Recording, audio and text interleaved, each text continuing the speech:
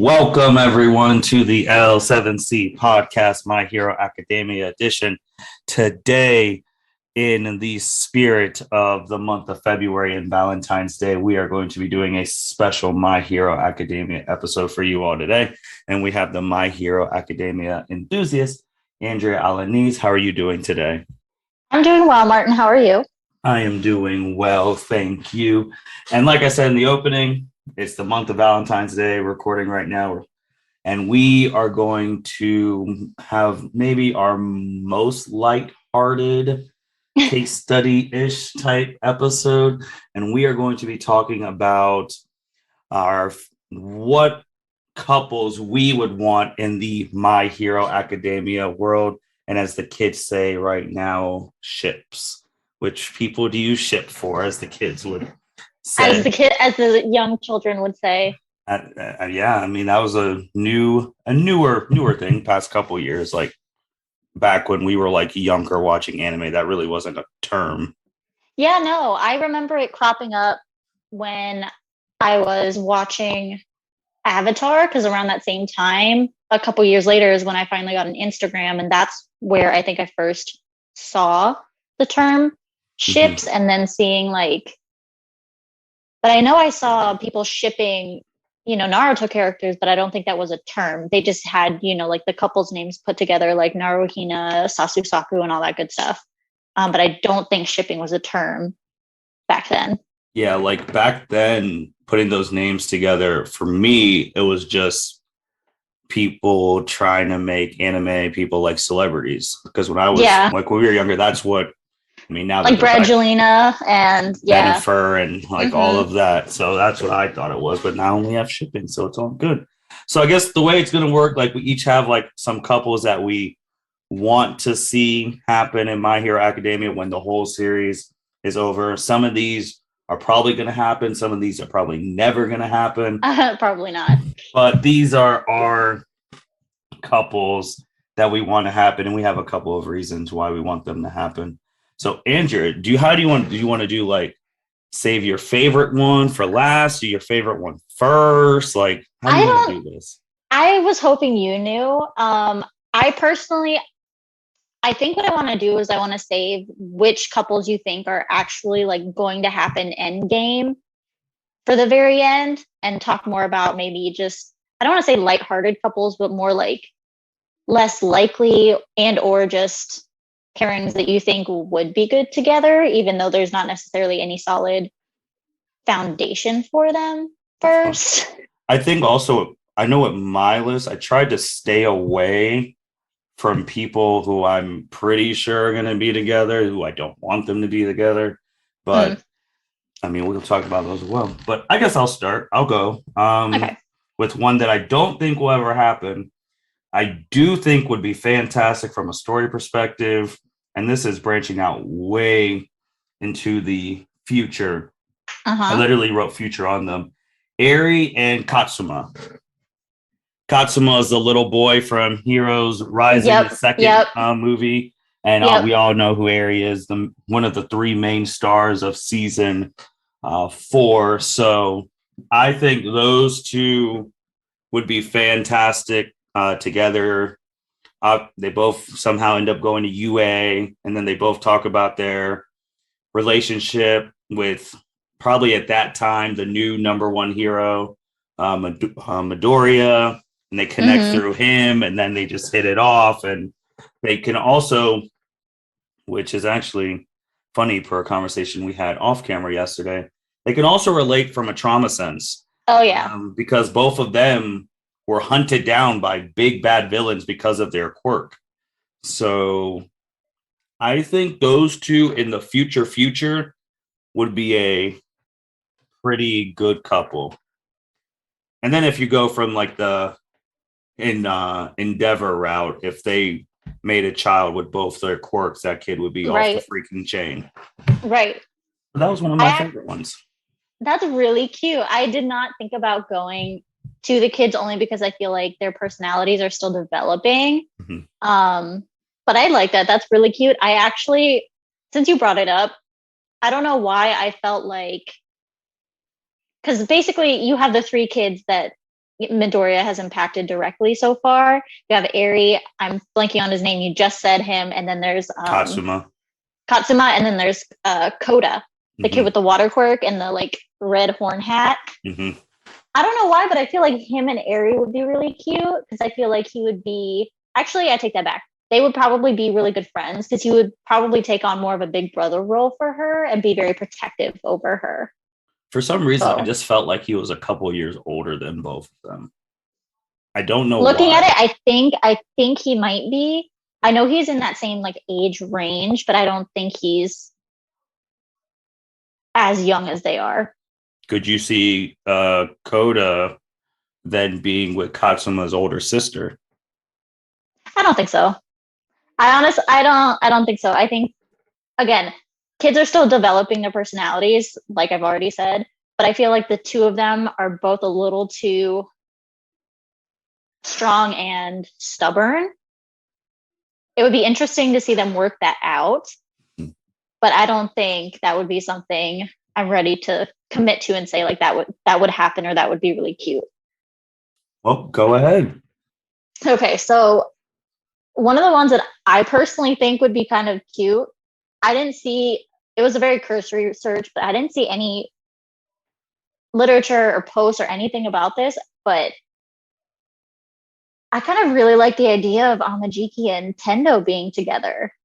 Like, I know it's really big all over the internet for Amajiki to end up with Mirio. I personally don't think there's a romantic component between their relationship. I know there's a big push for more LGBTQIA plus couples in anime, especially more mainstream anime. And I'm all for it. I have a couple of those on my list.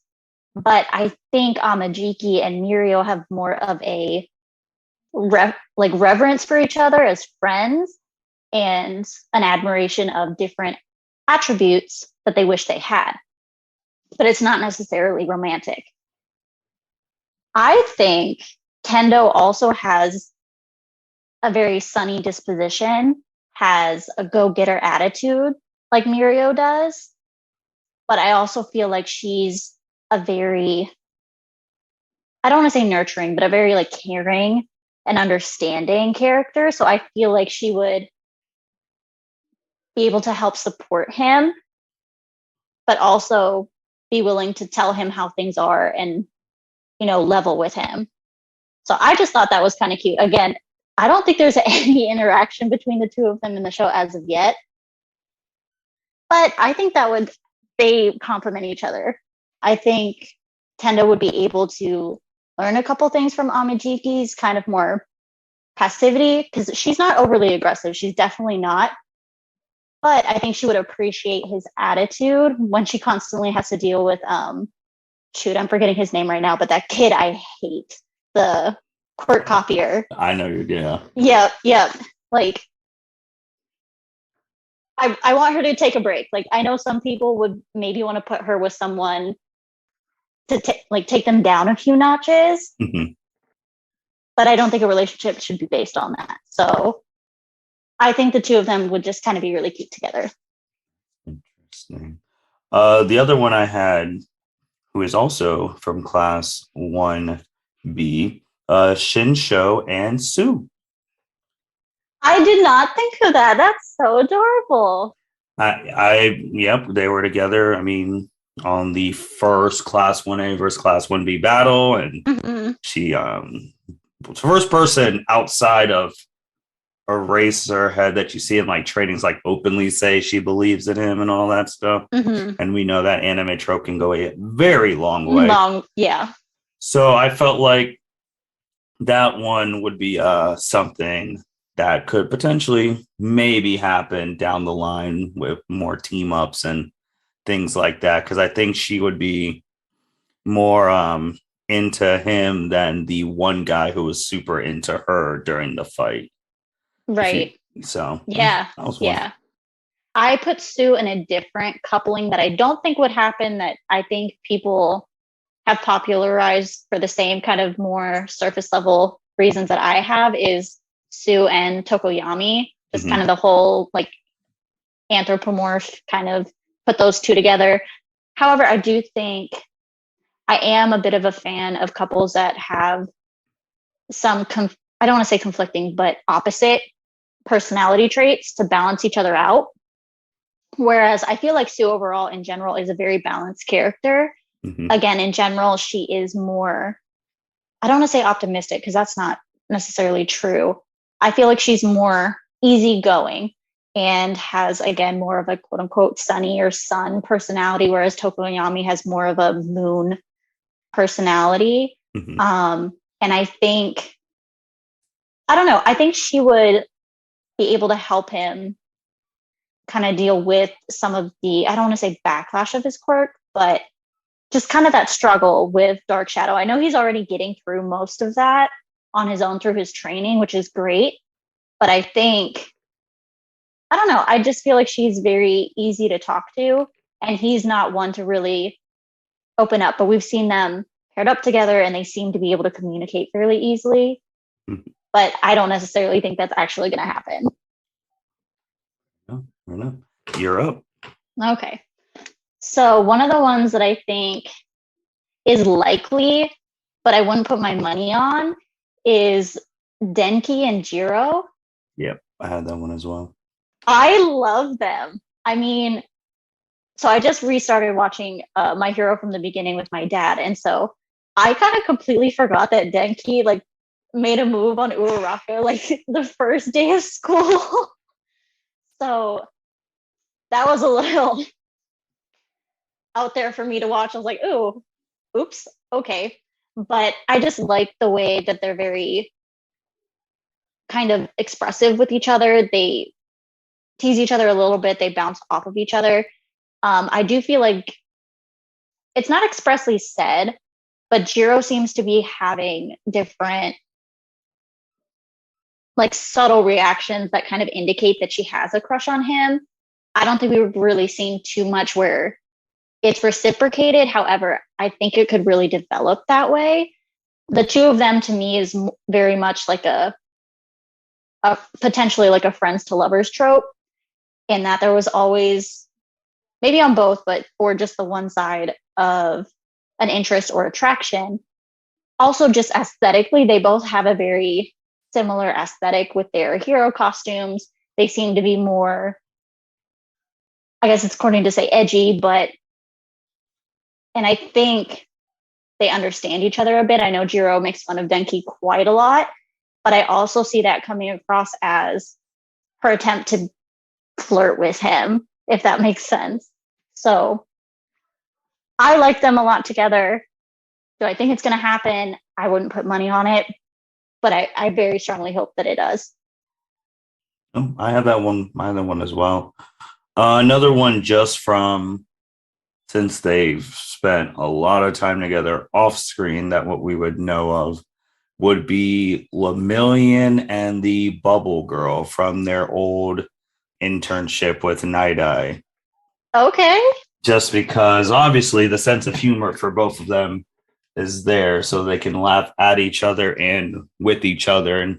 And they've had tons of experience off camera together because they were Night Eye, and obviously like that Night Eye connection. I could see something where, depending on their futures, carrying on that agency, and then like the friends to lover thing, like you just said, and then them getting married, because I just don't see Najiro with Lemillion.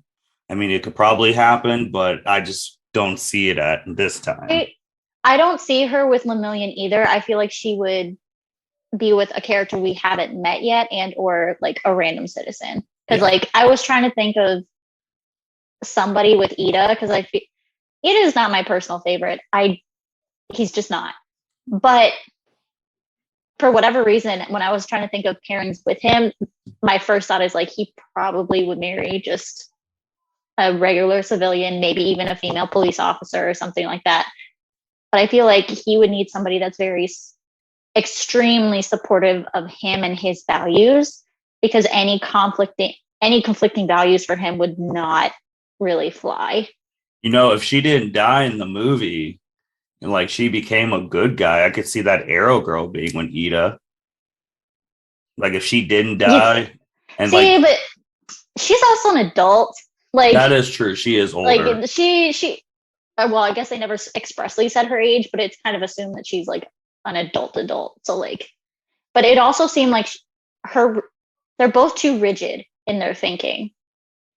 I don't think that would mix together well, but I very well could be wrong, of course. I was just thinking of someone who's like super committed, and she was super committed to their goals. So like, I feel like it'd be a different commitment to each other. But I just thought of her and like riding the motorcycle, whatever. Then he always has rocket boots. So right, his rocket calves, his engine calves. It could start off with something so stupid that they both like race each other to see who's fastest, and then there we go. Right, right. Europe. So another one that I think just makes me happy for them, if this is true, is Ojiro and Hagakure, or Toru, the invisible girl. I think they'd just be very cute together. It seems like they understand each other. They, I know, have been paired up together a lot, and there seems to be chemistry between the two. Hagakure did initially say something about like being attracted to Shoto because of the whole like mysterious vibe, and Ojiro is very, he's not mysterious, he's very, I don't want to say plain in a negative way, he's not guarded, he's 100% how he is, and he's very open. And I think through their time together, she's realized like that there's more to him than meets the eye, and maybe she's attracted to that. And obviously, him being one of the very first episodes, we see all of the classmates. He does get embarrassed and flustered that she's stripping to be, you know, take full advantage of her quirk. I thought that was adorable. He still turns away anyway, even though technically, as soon as the stuff comes off, he has no idea where she is. I think he's very respectful. I like him a lot. So I really want him to end up with somebody in the end that we can see at least. I don't necessarily 100% believe that they will, but I think they're cute together.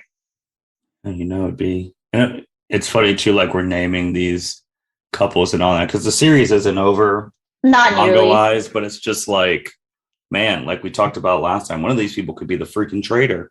Well, one of the bigger theories is I don't buy it. I personally don't buy it. I don't want to buy it.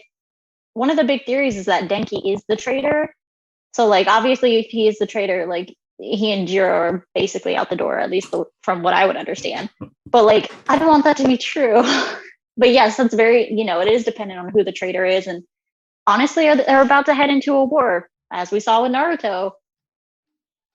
Sometimes people don't make it out. So like, I mean, the fourth Great Shinobi War wrecked one of my favorite ships of Nenji and Tenten. Like, that sucked.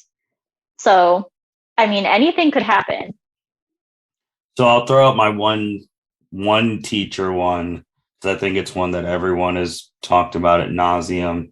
Eraserhead and Miss Joke. Yes, I have them too, because I wanted one teacher, like teacher pairing as well. And so I know he's expressed being kind of like fed up with her, but I don't know how much of that is expressly true, because he does seem to, I don't want to say communicate in riddles. He doesn't communicate in riddles. There's just typically more to what he's saying than the words themselves.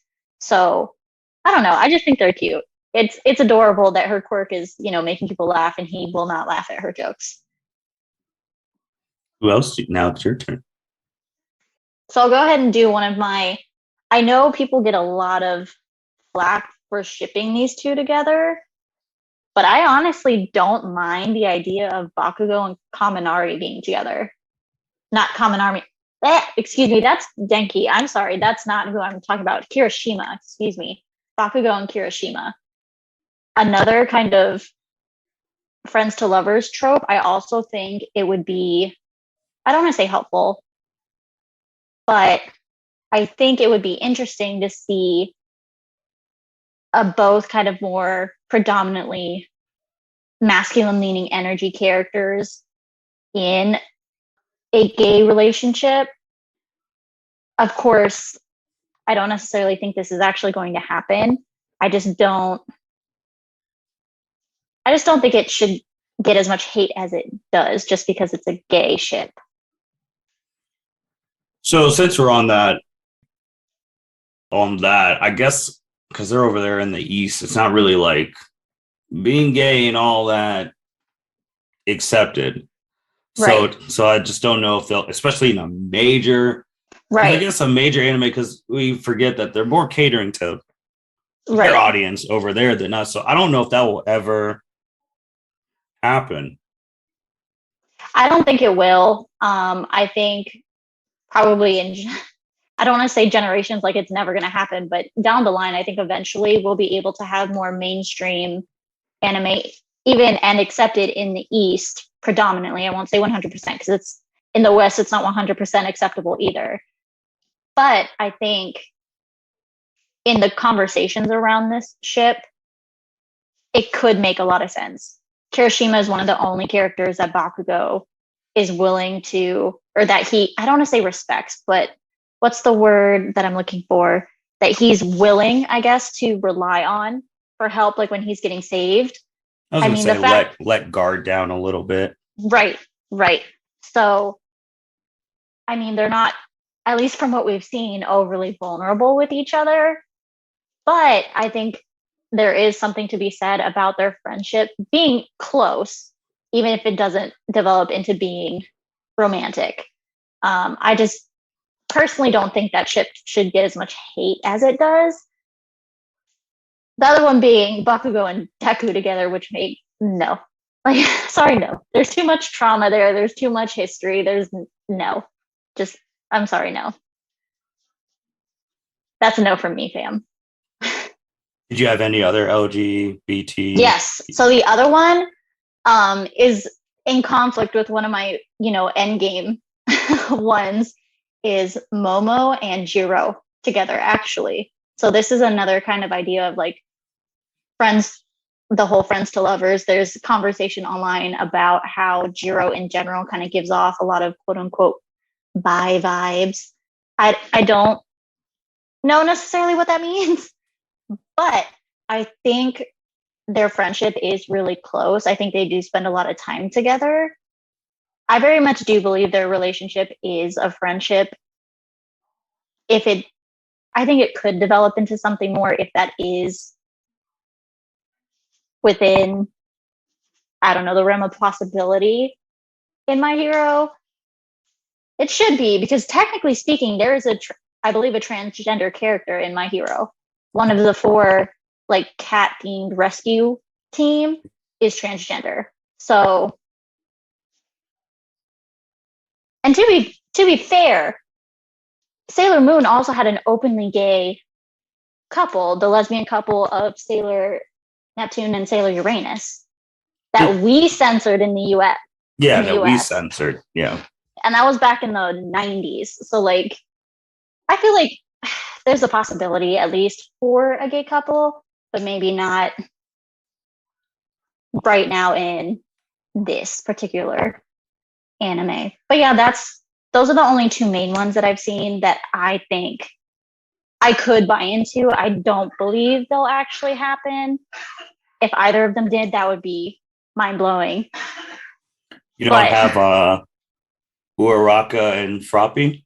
That's the one I've seen that's been pretty popular. I don't know. Maybe it's a bias I have, but I don't quite see it. I see them as very strictly friends, which is kind of doesn't make sense considering I basically said the same thing about Momo and Jiro. Jiro, excuse me. I'm not sure what it is. I think because Momo needs,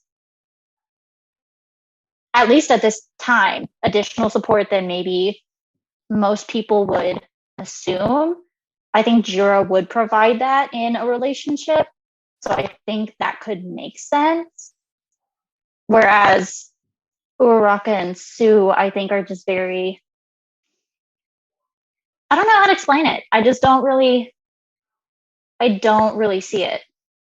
I think my next one, which I didn't even write down, just popped to in my other category of things that are relatable in 2022. The infamous "Will they, won't they ever make it official?" Cameo Right. Woods and Mount Lady. Those two, I forgot what thing they asked Mount Lady if they were dating, and she said no comment, even though they're together all the freaking time. They've been together since like season 1, and there's been no comment on it. So that is the typical telling your friends, I don't know what we are. We're talking, sort of, kind of, but don't want to put labels on it That, or until because I mean, like, a lot of these heroes, especially those two, since they're more popular, are essentially celebrities, and a lot of celebrities will say no comment because they don't want to tell the public yet, and or they don't want the public to know because of interference with whatever.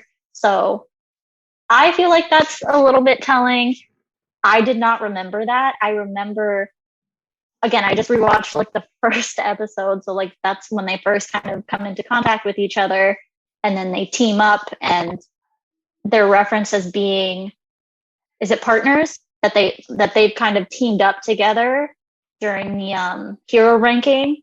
mm-hmm. So I didn't really kind of steer towards dating, but it would make sense that she particularly would want to say no comment because a lot of her fans are assumedly male and would want to kind of project and pretend in their minds that they could be with her.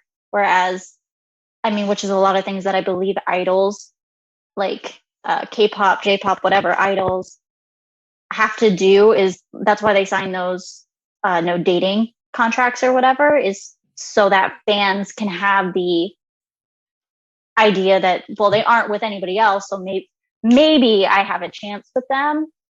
And from what I understand, those idols do catch a lot of flack if there is a quote unquote dating scandal that they are actually dating somebody, which is kind of sad, but that's cute. I like them. That would be cute.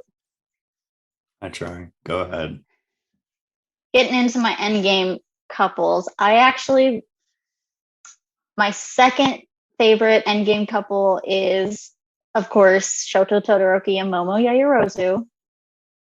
I very much enjoy watching their interactions and the way they support each other, and they seem to understand each other without over explaining. It seems like Shoto understood kind of her mindset and her reservations when they were teamed up for the exams together, the practical exam, and was very supportive, was very present for her, didn't, try to minimize how she was feeling or just flat out tell her that she shouldn't feel that way because, oh, I mean, you're super smart, you're super gorgeous, whatever. Just letting her know that I believe in you for XYZ reasons or whatever, and letting her do her own thing. I am not a particular fan of the information online that says part of the reason that they should be together, that they quote unquote make a good couple, is because they both come from high income families.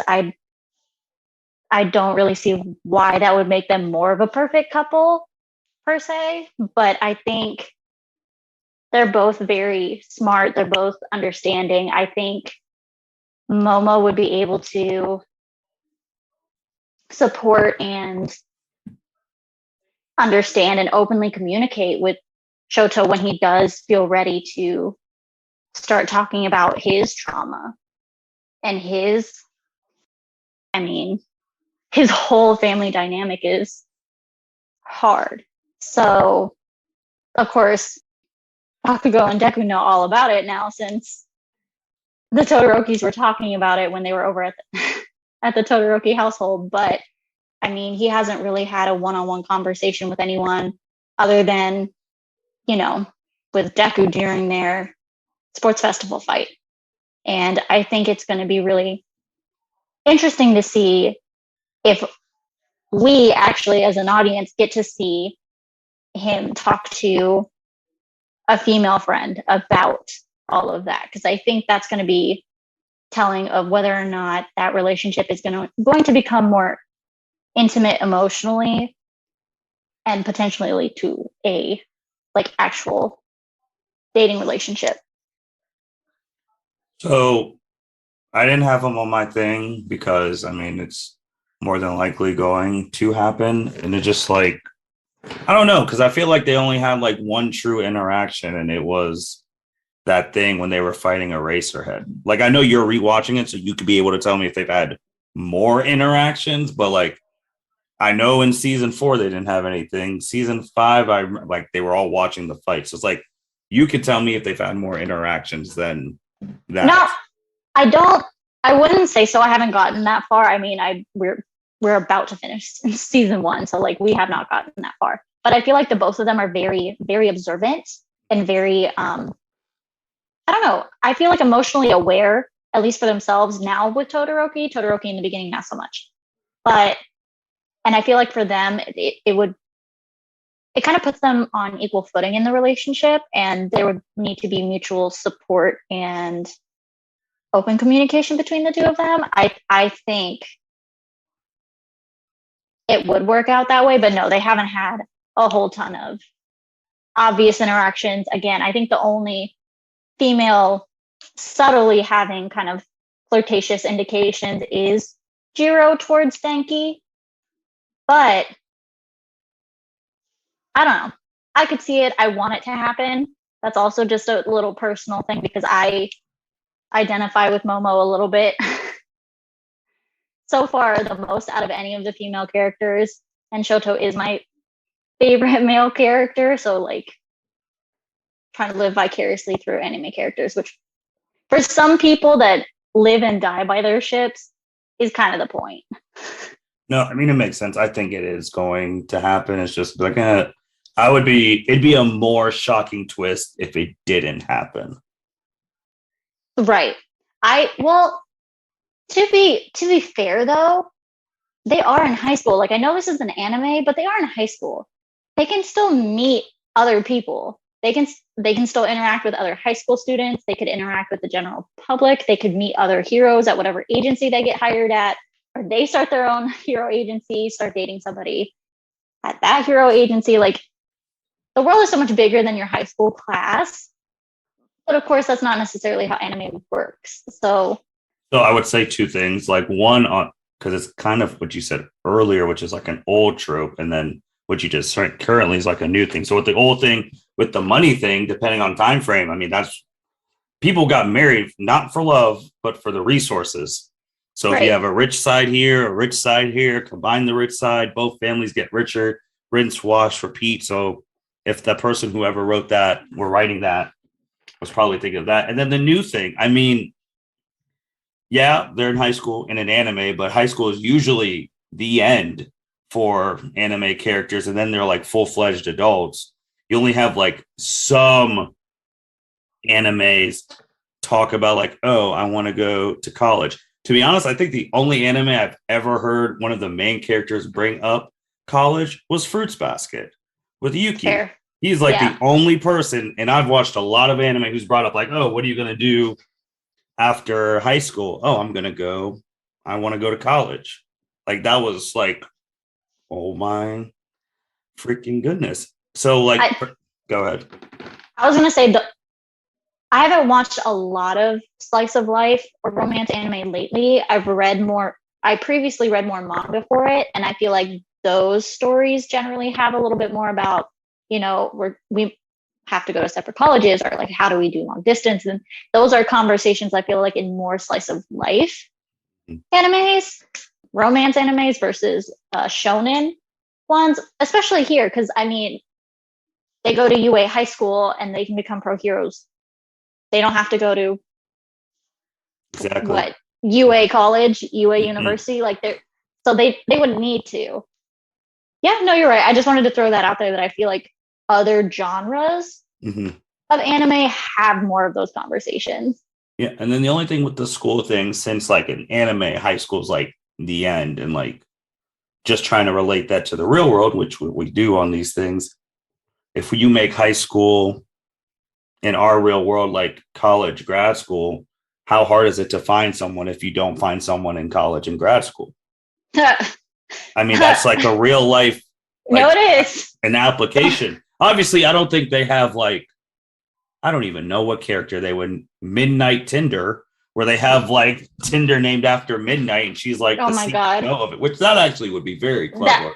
That would be that could be her like side hustle and or like when she retires. Like yeah, so it's like really hard, like especially now, which that's all like now in 2022, it's a lot harder than like 10, 20 years ago because people like back then, I don't know, had more confidence in like talking to people and all of that. And then now it's all like, okay, you didn't meet someone, blah, blah, you're swiping and all that. right. So, so I guess I'll go to my like big three. Shout out to the big three of my hero. This one, this is another one I think it's going to happen. I'd be shocked if it doesn't.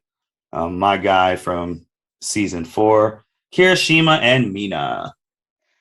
See, I don't dislike it. I don't dislike them together. I think they're cute.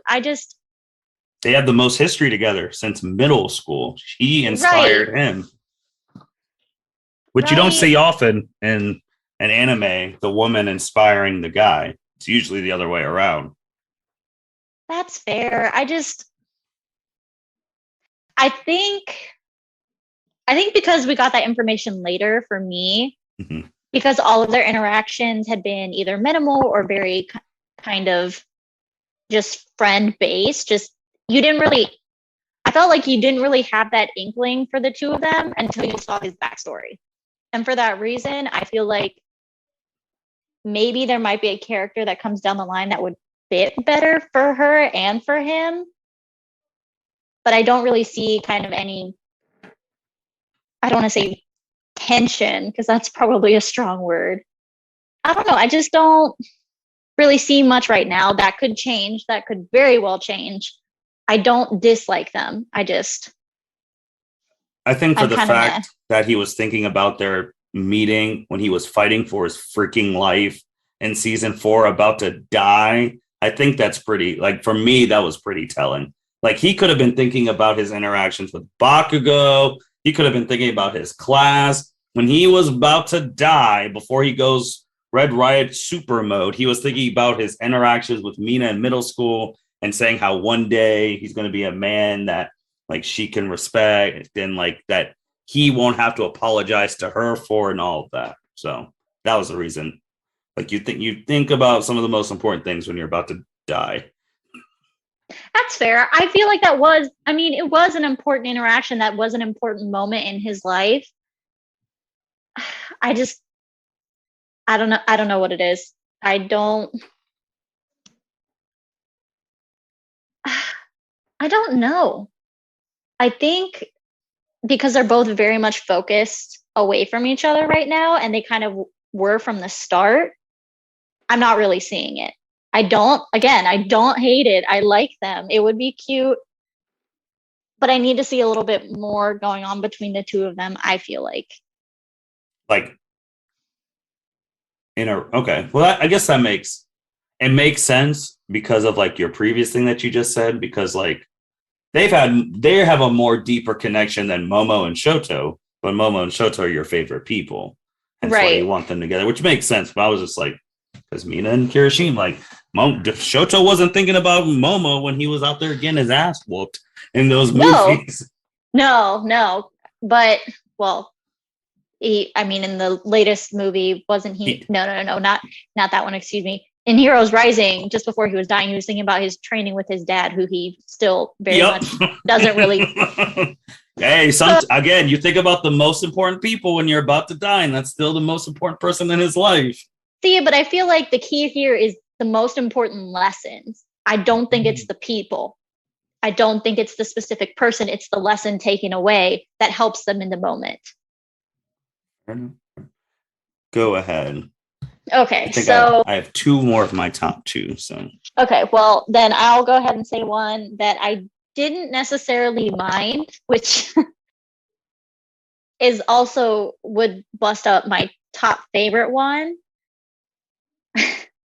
So I kind of don't mind the idea of Bakugo and Uraraka being together. I don't mind it. if Deku was able to find somebody else.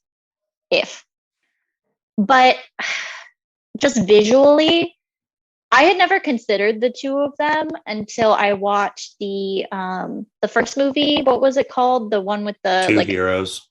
That one, yes, with two heroes during the that banquet kind of everybody's Ballroom getting dancing formal. where they're dancing together, and everyone was Yes. like, "Oh my gosh!" So not even that. Like, it's not even that, because friends can dance together. They can. Mhm. It's not inherently like, oh my god, those two are going to date. If a guy asks a girl to dance or a girl asks a guy to dance, it doesn't have to mean anything. This is not a Disney movie. So for me, though, it was the clothing, because Bakugo picked out the formal wear between two options, since Kiroshima brought an extra for Bakugo. And Bakugo chose the one with the white rose vest. And Uraraka is wearing a white rose in her hair. Of course, he didn't make that choice knowing that. But it was interesting to see that the two of them had some overlap in their clothing. And I mean, Deku rolled up like Ron Weasley at the Yule Ball in this oversized, kind of poorly fitted suit and jacket. Like, oh, poor Deku. But I feel like part of the reason they did that is because they were playing up the whole Izuku Melissa thing. But I don't know. It for me, it said a lot about during the sports festival that Bakugo essentially was the only one other than Aizawa, the only one to take Uraraka as a threat seriously. Everybody was very concerned for her, which again, they care about her. But at the same time, they're essentially writing it off that she's got no chance and that she's going to get creamed.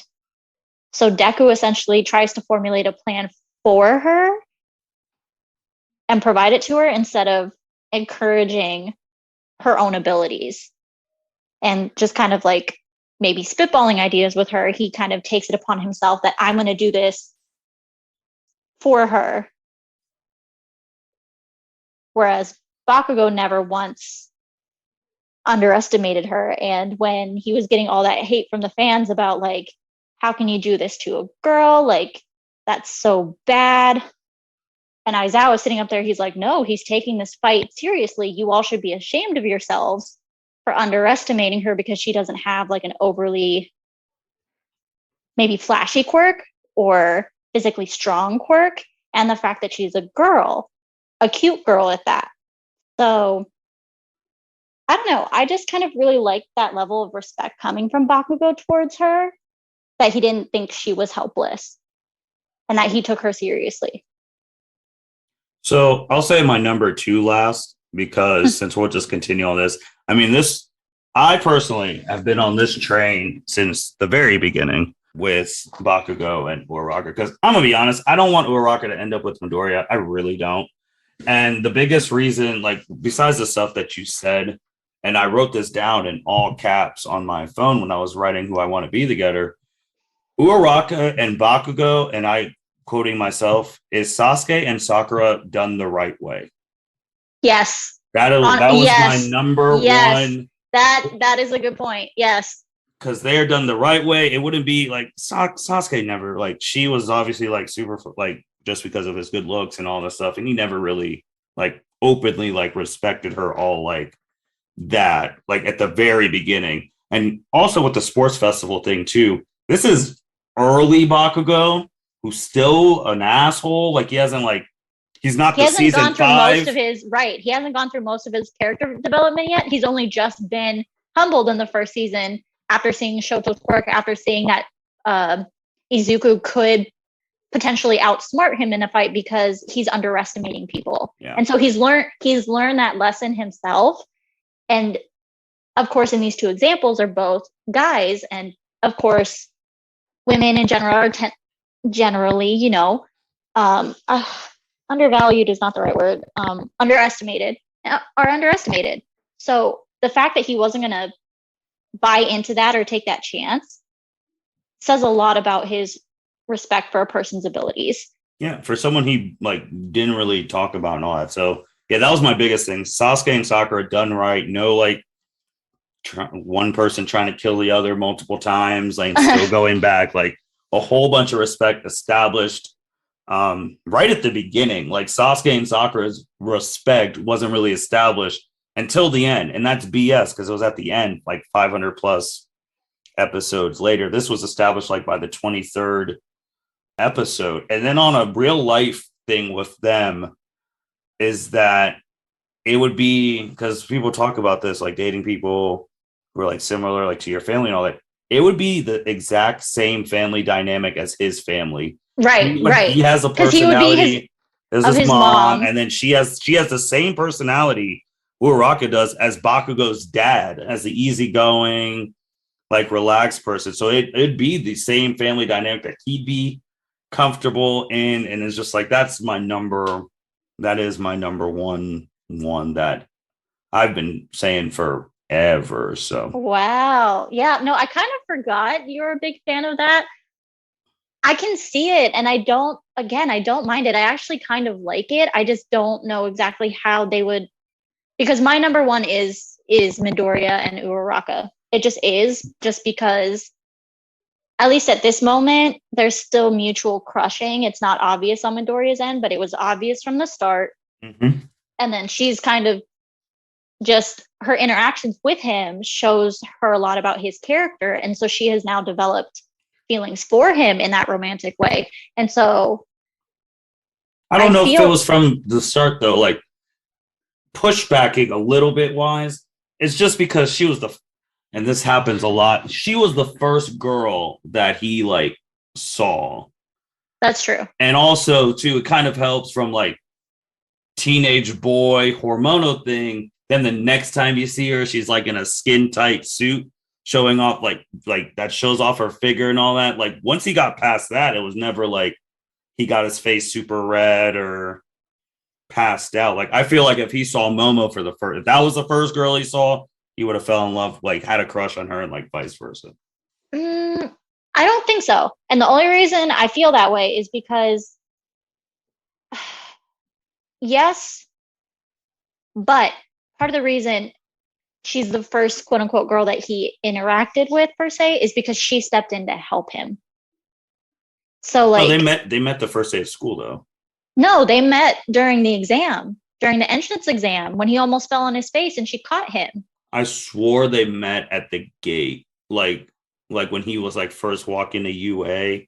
Yeah, no, that's the entrance exam, not the first day of Okay, school. okay, Yeah, okay, yeah. So like they haven't even been accepted into the school yet. right. And then of course he ends up saving her from the quote unquote 0 point robot, and that's how he gets all Yeah, his hero points. which was a cop out, but So it's okay. I'll take it. I completely forgot how exactly they scored it that he was going to be able to get in, because like obviously I've seen it. I know he gets in. Like, but I think so. Yes, he's attracted to her. That she's pretty. He finds her attractive, but I think he also likes her personality.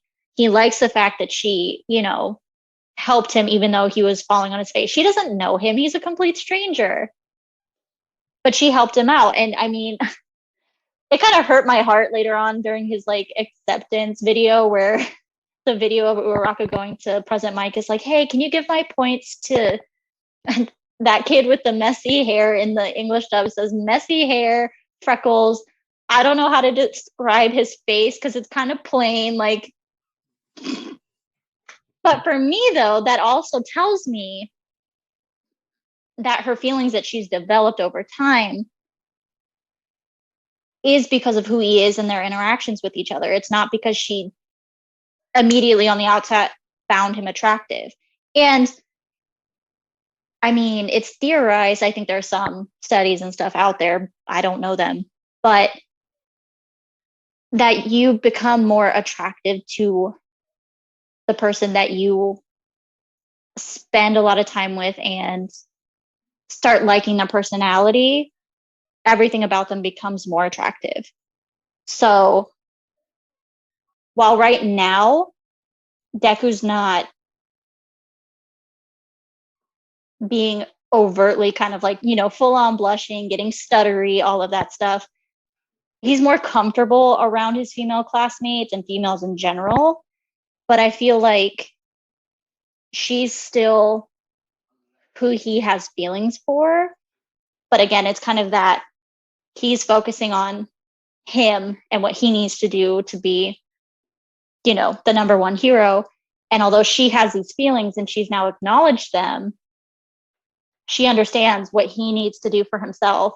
So she's doing what she needs to do for herself. And I think the writer eventually is going to bring them both back together. So I do think the two of them are going to be a thing if everything pans out and no one dies. Yeah, I mean, it's the main character and the quote unquote main female lead, so they'll end up together unless it's a Harry Potter swerve, and then it is Bakugo, or like Naruto when Sasuke figures his stuff out and finally gets with Sakura at the end. So with my number two, I do have my number two, and it's from Heroes, the second movie too. It's actually Midoriya and Melissa. But before I explain why, I had other ones with Midoriya. I thought of Midoriya and Sue because they literally had a life or death experience in the first like 6 episodes together. So I thought of that one. And I'll shout her out too because she loves him in a strange villainish way. I did think of Midoriya and Toga, only for the fact that whenever the series ends and she's still like a bad guy, and Midoriya hits her with like the talk no jutsu, and it completely changes her ways. And then I don't know, the final series finale, he's about to get attacked by Shigaragi, and she takes the hit for him, and like instant, like that whole thing. Like then she drops the well, you never like saw me as a villain, like you always saw some good in me, and you're the only one who believed in me from the hero side, yada yada. Which could, maybe, who knows? That could be a whole swerve that we are not. I would say I'm not prepared for. I would not be happy with it over some of the other ships with him, because I actually do really like the idea of Midoriya and Sue. I enjoy the fact that she felt comfortable enough with him and the rest of the class to voice her disagreement with the rest of them. And I don't remember exactly what the situation was, but they were all in the hospital. Oh, it was them. Well, the one outside is when Midoriya, Ida, Shoto, Kiroshima, and Momo decided they were going to go rescue Bakugo. And she said she didn't agree with it because of like what they've been. I was like, girl, it's been like 2 seasons. You guys will have a lot more to go through. So if you're dissenting on this, it's going to be a long series for you. But yes. And then she was crying, asking if things could be the way they once were and all that. Right. But she just also has a character that's her, not character, like personality that seems could be good with multiple people. And it could just be that that's true, that she very well could be with a lot of different people. Or it could be that we haven't seen enough of her kind of stronger convictions, kind of like with Ida. I feel like his convictions are too strong and too concrete for himself that he would not budge with other people. Whereas her, I feel like she does have, the strength to disagree and voice that disagreement. Right. But I feel like in general, she's kind of more of a go with the flow. I'll kind of go with what's going on type of person. I think if we saw a little bit more conviction, and I don't want to say rigidity because that makes it sound bad, but just certain things that would be a no to her other than being overly pervy, because that seems to be one of her only major things, because she's one of the ones that's openly against Mineta. That's true. So so the reason I had Melissa and Midoriya, same reason, like with the Bakugo and Uraraka thing from the first movie, is I wrote down no secrets from the beginning. Right. I mean, like in real life, when you're dating someone, there's a lot of things you do not tell them from the beginning, especially your deepest, darkest things, because you don't want to scare them off. You don't know if you can actually like trust this person, et cetera, et cetera. From the very beginning, I mean, she's like 18 and he's like 15, so it's not really that big an age difference. Right. Like once they Right. become like adults, Mhm. but she knows about All Might's secret. She knows about One for All. Like so, Midoriya, you already skipped that huge thing that when he tells like once the other people find out like Uraraka and all that, are we gonna have the I can't believe you never trusted me enough to tell me argument or deal or whatever? Mm-hmm. But she's already way past that. And also, like in that movie, he on the inspiration part, he gets inspired by her because she is quirkless, like he Mm-hmm. was, which is a whole deeper connection that he can talk with her about than he can't talk with any of the other women, Uraraka included. So, but she's still heroic and she still helps in her own way with the tech and all of that. And it's just like, and obviously, I mean, she's All Might approved. So, like, so asking for like marriage and all that stuff. But I just felt like, especially with the quirkless thing and the no secrets, like, just think about it. Like, if you were able to date someone and you could start off with no secrets at the very beginning, it just alleviates a lot of things off of your like emotional heart and mind and all of that. Right. So that's why it won't happen. I do think that she'll be very prominent in his life, like going forward. Unfortunately, I think it'll probably be more of a big sister type role, but that's just because of the no secrets and being able to relate with someone who was quirkless and all of that. And then he can ask, like, would you have taken like if All Might's thing? Like, because he never thought he could be like useful. Like she was from the jump born quirkless. It's like, oh, I'm gonna be like my dad, I'm gonna help the greatest hero in the world. And they could repeat that same process. But that was my number 2 once Bakugo was marrying Uraraka and Kiroshima was the best man, and Deku and Shoto were groomsmen, which I would love to plan that wedding. I'd love to be the wedding planner for that wedding. I honestly would love to be a fly on the wall at that bachelor party. That would be so freaking funny. That would be crazy. And I wish there was someone, just because I like her, I wish there was someone who was a little, well, no, he's never met her, but I think Lemillion with like Shoto's older sister would have been funny. Right? That'd be so adorable. That'd be so cute. Especially like coming like when she has like her classes and all that, and he's gonna be a very, very, very top hero coming in, making like those little kids laugh and all that. Like I could see that. It's just they've never never met.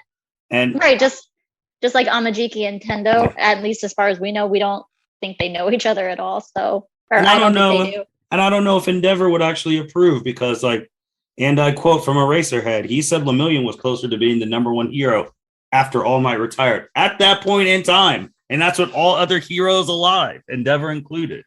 He might get a little jealous, but that was fun. Do you have any other? Oh, I did think of one just because I love both their characters and they would probably never get together. Uraraka and Sue's mentor, the Dragon Lady. Yeah. And Blue Genius, just because I need my guy Blue Genius to be with somebody because he's the guy. He's awesome. I had not considered that, but I just don't know. I don't know either of them enough to really put them together, but I do want to see more of the pro heroes like in relationships together. I also thought of them what their relationships are like. Uraraka's mentor, Bakugo's mentor. So we're just going to continue the line. I mean, he's the one person he is waiting to see face to face until he announces the world his hero name. So he is a big deal in Bakugo's life. That's true. That's very true. I know there's a lot of talk about Hawks and what's her name? The bunny hero? Mirko. Yeah. Yes, her. I know there's a lot of like conjecture about the two of them. I honestly don't really see it. I don't see her being with anyone. See, that's kind of the impression that I get as well. And that's also why, like, I didn't really come up with any ships for Shinsho because I don't really see him. I see him being very comfortable on his own, just like Aizawa. So, like, I don't want to turn him exactly into a baby Eraserhead, but I could see that maybe he would stay on his own. And honestly, I wonder at the end of this whole series if part of the reason Deku, you know, becomes the greatest hero of all time or whatever is because he does have to make that final self-sacrifice, and so then technically he doesn't end up with anybody. But we'll see. Andrea, anything else? No, I don't think so. I think that's I literally talked about everybody on. Yeah. Yeah, I don't think I have anyone left on mine as well. I said my top ones as well. So thank you everyone for listening to the Valentine's Day ship edition of the L7C podcast, My Hero Academia edition. I didn't say at the beginning, I did say on our last one we were going to talk about the women of My Hero Academia. We're actually going to do that next one because since next month has International Women's Day, we felt like that one would be better for that month, since it'll probably be a little bit probably more serious than this one, because like on the last preview we talked about, like, if you take out the women you can still continue the story no problem, which is a problem. And then we'll be talking about that, the good, bad, like what they're doing good, what's doing bad, and then we will be trying to rank up to end of season 5 the strongest non-pro hero women in My Hero Academia. Yes. That will be a great time. And with that being said, thank you everyone for listening to the L7C podcast. You guys take care. Thank you for listening to this episode of the L7C podcast. Be sure to like, rate, review, and subscribe to the channel. Follow us on all social media platforms, and we'll be talking to you guys soon. Take care.